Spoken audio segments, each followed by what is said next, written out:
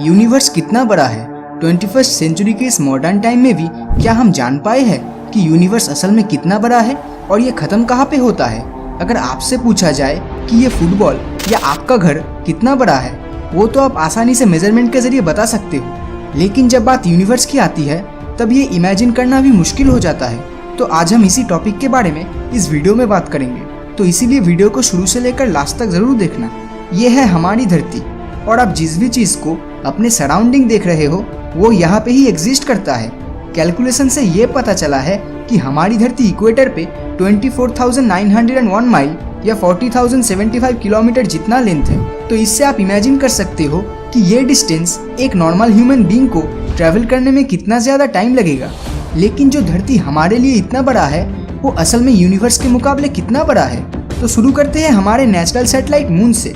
Normal आंखों से देखने में चांद हमें सबसे बड़ा और धरती के सबसे नज़दीक लग सकता है, लेकिन रियलिटी में चांद हमसे 3,84,000 किलोमीटर दूर है। अगर इमेजिन किया जाए तो इस गैप में 30 और पृथ्वी आराम से फिट हो जाएगा। अगर 100 किलोमीटर पर आवर के रफ्तार से धरती से मून की ओर ट्रैवल किया जाए तो तब भी चांद तक पहुंचने में 160 दिन जितना समय लग जाएगा। इस दुनिया की आबादी 7.6 बिलियन जितना है और उनमें से सिर्फ 12 ऐसे लोग थे जो यहाँ तक पहुँच पाए हैं। चांद से हमारी धरती कुछ इस तरह दिखता है, लेकिन अगर यही धरती आप मार्स या मंगल ग्रह से देखते हो तो ये एक डॉट जितना ही दिखाई देगा। मार्स की दूरी हमारी धरती से on an average 225 million kilometre तक का है। ये डिस्टेंस इतना है कि लाइट को भी यहाँ तक पहुँचने में 20 मिनट समय लग जाएगा, जिसका मतलब मार्स से धरती तक इंस्टेंट कम्युनिकेशन कर पाना इम्पॉसिबल है। इंसान द्वारा बनाया गया स्पेसक्राफ्ट वॉयेजर 1 स्पेस प्रोब जो यूनिवर्स में अब तक सबसे ज़्यादा दूर ट्रैवल कर चुका है, प्रेजेंट में इसकी दूरी धरती से 141 AU जितना है। AU मतलब एस्ट्रोनॉमिकल यूनिट। एक एस्ट्रोनॉमिकल यूनिट धरती से सूरज के डिस्टेंस का इक्वल है, जिसका मतलब वॉयेजर 1 धरती और सूरज के आपसी डिस्टेंस से 141 गुना ज़्यादा दूर है। अपने इस लंबे सफ़र में वॉयेजर 1 ने पीछे मुड़ते हुए ये तस्वीर निकाली, जो देखने में उतना इंटरेस्टिंग नहीं लगता, लेकिन यहाँ जो ये सफ़ेद रंग का डॉट दिखाई दे रहा है वो हमारी पृथ्वी है। ये वही जगह है जहाँ पर आप, मैं और हम सभी ने जन्म लिया है और यही अपनी ज़िंदगी गुजारी है। लेकिन इस तस्वीर में ये डॉट देख के ऐसा बिल्कुल नहीं लगता।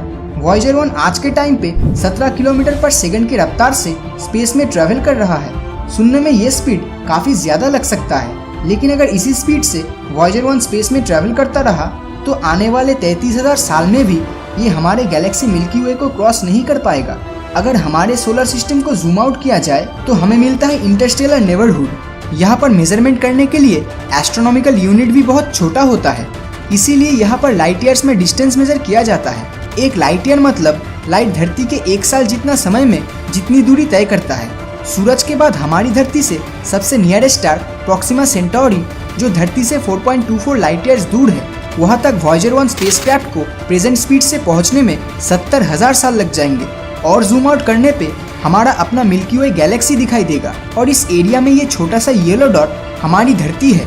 तो ज़रा सोचिए, हमारी धरती इस मिल्की वे के मुकाबले एक रेती के दाने जितना है। हमारी गैलेक्सी एक कोने से दूसरे कोने तक लगभग 10,000 लाइट ईयर्स तक फैला हुआ है और यहाँ 10,000 करोड़ प्लैनेट्स और स्टार्स है।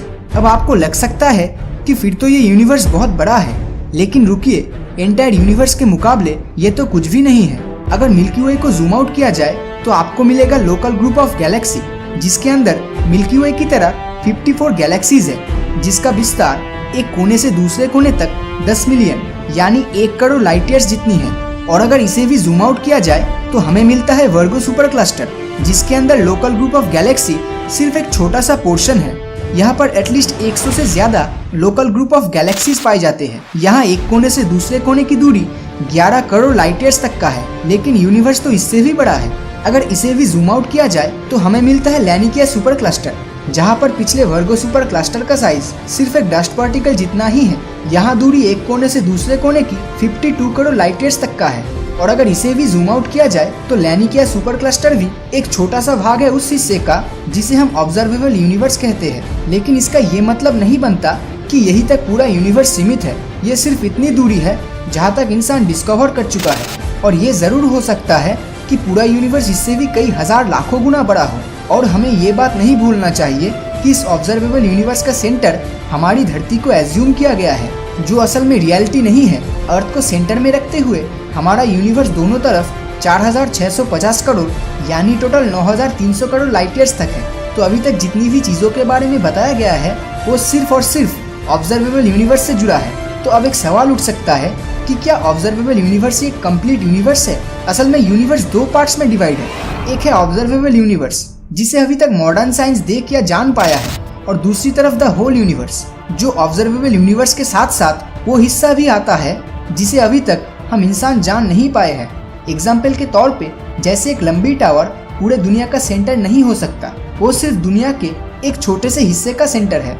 वो हिस्सा जिसे उस टावर पे बैठा हुआ इंसान देख सकता है वो उसके लिए ऑब्जर्वेबल यूनिवर्स है, और जो भी हिस्सा वो नहीं देख पा रहा है उसका ये मतलब नहीं बनता कि उसके रीच से वो बाहर का हिस्सा एग्जिस्ट नहीं करता।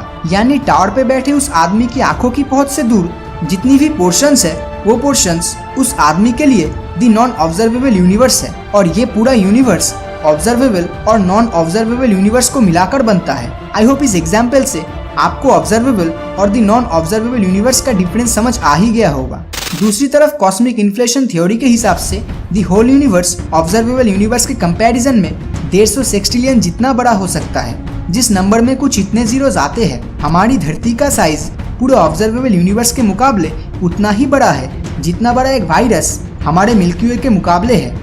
अगर पूरे वीडियो को समराइज किया जाए तो यूनिवर्स कितना बड़ा है? ऑब्जर्वेबल यूनिवर्स तो 93 बिलियन लाइट ईयर्स जितना बड़ा है, और दूसरी तरफ दी होल यूनिवर्स इनफाइनाइट या अनंत जिसे कहते हैं। क्या यूनिवर्स का कोई अंत या किनारा है? हाँ, ऑब्जर्वेबल यूनिवर्स अर्थ को सेंटर एज्यूम करते हुए दोनों तरफ 46 बिलियन लाइट ईयर्स तक ही इसका पहुंच है। तो वही 46 बिलियन लाइट ईयर्स दूरी पर ही ऑब्जर्वेबल यूनिवर्स का किनारा है, और दूसरी तरफ द होल यूनिवर्स। इसका कोई एग्जैक्ट आंसर अभी तक नहीं मिल पाया है। क्या ऑब्जर्वेबल यूनिवर्स का कोई सेंटर है?